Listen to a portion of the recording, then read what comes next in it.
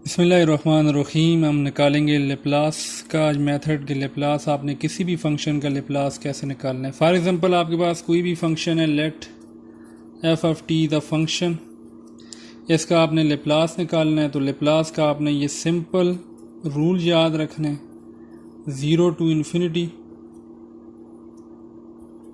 E minus S t f of t d t. ये आपने Laplace का rule याद रखना है। L of F of T यानी लेप्लास एफ ऑफ टी का निकालने का तरीका e minus S t f of t d t. For example मैं लेप्लास सबसे पहले निकालता हूँ, जो कोई भी कांस्टेंट फंक्शन है 1, इसका लेप्लास निकालना है। तो आपने लेप्लास कैसे निकालना है, इधर 1 पुट करना है, 0 to infinity E minus S T, और एफ ऑफ टी की जगह क्या पुट कर देना है, 1 पुट कर देना है। अब चूंकि 1 आपके पास क्या है, कांस्टेंट है, ये ख़त्म हो जाएगा, तो इसको आप लिख लें ई माइनस एस टी। अब ई माइनस एस टी का आपने निकालना है इंटीग्रल। तो इंटीग्रल का रूल क्या होता है, ई पावर कोई भी फंक्शन हो, ई पावर फॉर एग्जांपल 5x है, विद रिस्पेक्ट टू आप डी एक्स कर रहे हैं, तो ई पावर 5x और 5x का डेरिवेटिव 5 और डिवाइड हो जाएगा। अब क्योंकि हम यहाँ पर विद रिस्पेक्ट टू टी ले रहे हैं, तो ई माइनस एस टी का जो इंटीग्रल होगा वो e minus S t divided by minus s 0 to infinity. अब -1/s बार कॉमन आ जाएगा, क्योंकि विद रिस्पेक्ट टू टी लिए हैं तो सिर्फ टी की जगह पुट करना है। जब इधर पुट करेंगे E minus infinity E minus 0, T की जगह पुट किया ई पावर माइनस इन्फिनिटी।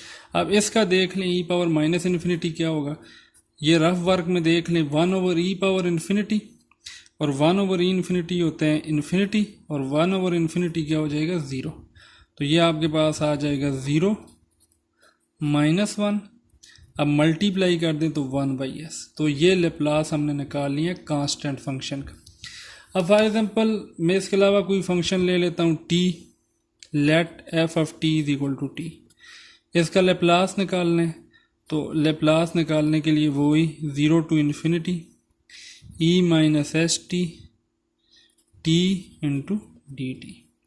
अब यहाँ पे क्योंकि आपके पास 2 फंक्शन है, तो अब यहाँ पर डायरेक्ट इंटीग्रल नहीं निकाल सकते, यहाँ पर हम इंटीग्रेशन बाई पार्ट्स लगाएंगे। और इंटीग्रेशन बाई पार्ट्स में क्या होता है, जिसका डेरिवेटिव डिक्रीज हो रहा हो उसको पहला फंक्शन लेते हैं, दूसरे को दूसरा। तो टी का फंक्शन क्योंकि ऐसा फंक्शन है जिसका डेरिवेटिव डिक्रीज हो रहे हैं, तो इसको पहला रख लें, टी फर्स्ट, सेकंड का integral e minus S t d t minus first का डेरिवेटिव 0 टू इन्फिनिटी, बल्कि आप क्या करें एक के साथ ही ये लगा लें, e minus S t d t और ओल्ड डी टी। ये हमने निकाली है इंटीग्रेशन बाई पार्ट्स, सिर्फ एक के साथ 0 टू इन्फिनिटी लगा लें, ये इंटीग्रेशन बाई पार्ट्स होगी। अब हम इसको सॉल्व करेंगे, ये आपके पास टी आ गया। अब उसी तरह आपने क्या करना है, ई माइनस एस टी का इंटीग्रल निकालना है। तो क्या होगा, ई माइनस एस टी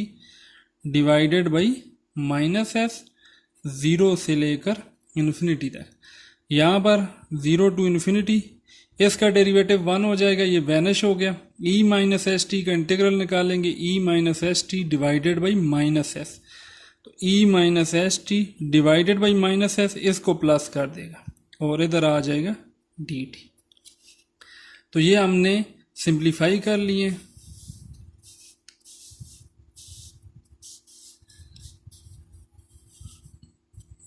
अब जी आपने क्या करना है, इधर वैल्यू लिमिट्स पुट करनी है।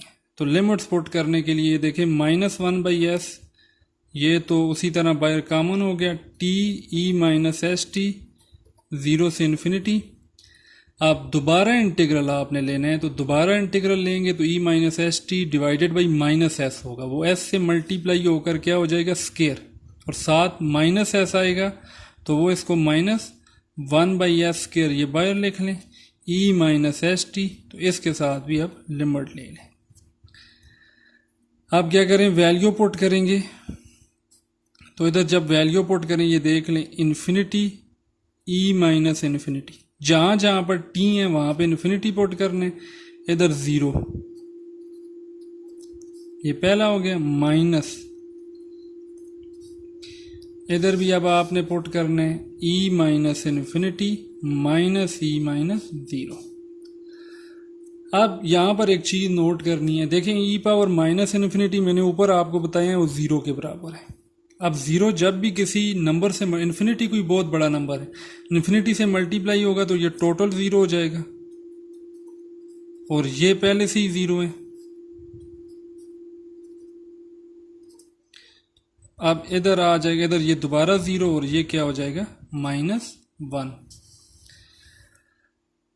अब ये सारा 0 हो गया, ये माइनस माइनस प्लस, तो ये आपके पास आ गया t का लेप्लास। इस तरह आपने t का लेप्लास निकाल लेना है।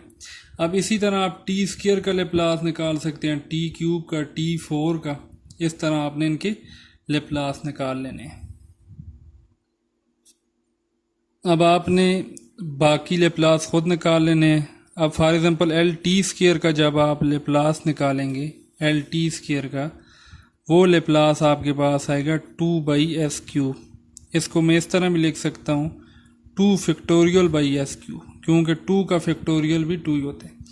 इसी तरह आपने एल टी क्यूब का लेप्लास निकालना है, वो आएगा 6/s4। इसको मैं लिख सकता हूँ 3 फैक्टोरियल डिवाइडेड बाई s4।